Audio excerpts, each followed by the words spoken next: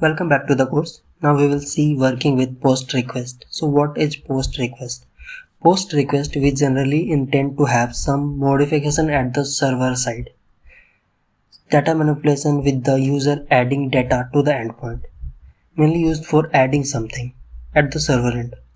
So let's take an example. Sign up on the website.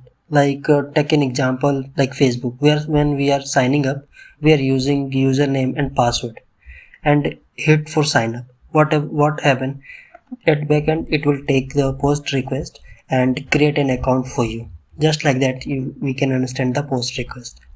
So we will use this URL to show all the examples for the Postman tutorial according to post request. So let's take this example.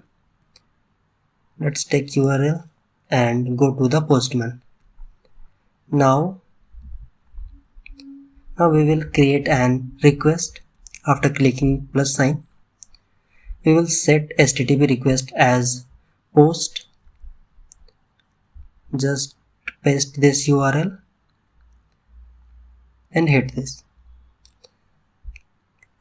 It will not work. Now what we have to do, just move to the body tab,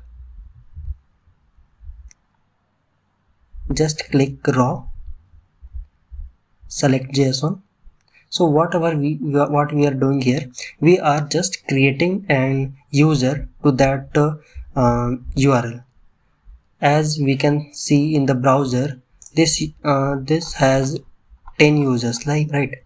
So we are creating 11th user, a new user from the Postman, like we are adding some user. So in the Postman, what we are doing, we are just adding a new user.